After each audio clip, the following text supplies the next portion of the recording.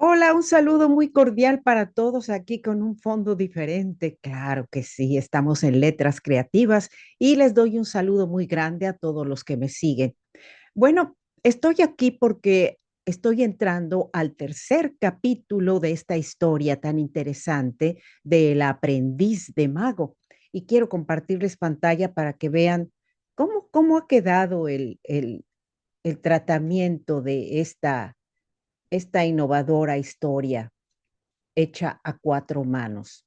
Bueno, resulta que cuando te propones cazar enigmas, tienes que valerte de muchas ah, herramientas, consolidarlas de una forma eficiente para poder lograr lo que te has propuesto. Y esto es lo que va a pasar con la aprendiz.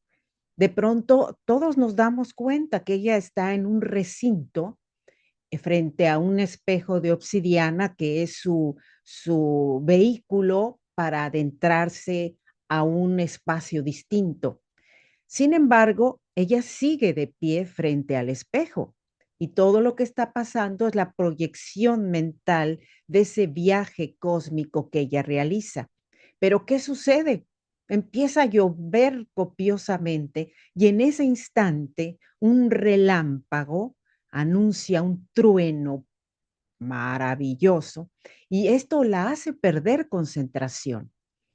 ¿Cuántas veces en nuestra vida no nos pasa algo similar? Nos encontramos ante dilemas o ante situaciones que nos impactan y nos mueven la concentración, incluso nos mueven los sentimientos, nos crean una inconformidad y tenemos que proteger lo que somos para poder continuar en el camino. Entonces, ¿de qué manera se protege? Recibe una exclamación del mago y el mago le dice, protege tu caja de Faraday. Así de simple, ¿sí? Uno siempre piensa que la caja de Faraday es un lugar donde no va a entrar ni va a salir absolutamente nada, que te quedas desconectado y fuera de toda sensorialidad.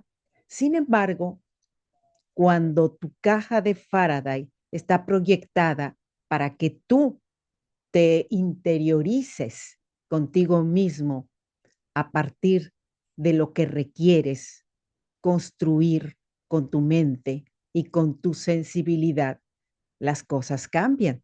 Y de esta forma inicia este capítulo porque nos vamos a dar cuenta de que ella empieza a desvelar, a descubrir una serie de enigmas. Y el primero de ellos es que requiere de un arquetipo, ¿sí? A pesar de que los arquetipos, como ya lo vimos en el misterio del umbral, la ponen en jaque al pensar, ¿y cómo? ¿Cómo te atreves a pensar que vas a montar en una constelación cuando mi envergadura es impresionantemente grande? Fue una pregunta capciosa que le hace Cygnus a esta mujer. Sin embargo, ella se da cuenta de que toda proyección creativa es posible, es posible. Y esto lo vamos a ver en el momento en que ella atrapa en ancas al vuelo de cabalgata a un centauro. Y no es cualquier centauro. Estamos hablando precisamente de una constelación, la constelación del centauro. Y ahí ella descubre que está descubriendo que para la magia no hay imposibles. Y esto lo podríamos transportar a las ideas que tenemos en nuestra mente como escritores y la forma como podemos construir historias, ¿sí? No nos podemos limitar porque digamos, no, es que está totalmente fuera de la lógica.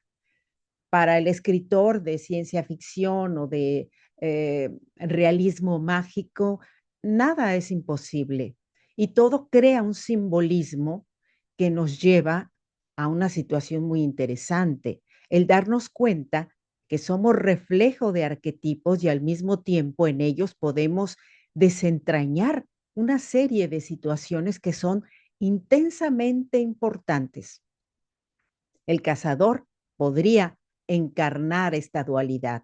No era necesario formular enigmas entre lo físico y lo metafísico, tampoco buscar respuestas concretas, únicamente concentrarse y dar el salto hacia el centauro. ¿Cuántas veces nos han dicho, atrévete a dar el salto al vacío, porque no debes atarte a ideas arcaicas o a ideas prejuiciosas?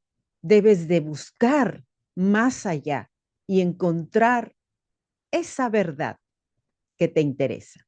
Bien, pues esto es lo que les quería comentar el día de hoy. Yo espero que les agrade la idea. Y claro, obviamente, cada simbolismo va tejiendo esta historia. En ocasiones se queda atrás Plúmbago, mi colaborador electrizante, porque yo voy desarrollando la historia. Él me da datos que me sirven muchísimo y en el momento en que él quiere colaborar en la parte simbólica, mm, ahí como que digo, espérame, déjamelo a mí. Y bueno, así tiene que ser porque el autor debe de dar su firma, debe de constatar su sello dentro del trabajo que está realizando y que es una secuencia de otros trabajos que se han hecho y que van creando una especie de cátedra de literatura dentro de la propia evolución del creador de historias que teje historias y las transmite, obviamente, el escritor o la escritora. Así que es lo que les quería comentar el día de hoy. Hoy estoy muy blanca, no importa. Lo importante es que me escucharon, que pudieron ver este nuevo momento en el que entramos al cazador de enigmas. ¿Y quién mejor que montar en un cazador celeste como es la constelación del Centauro?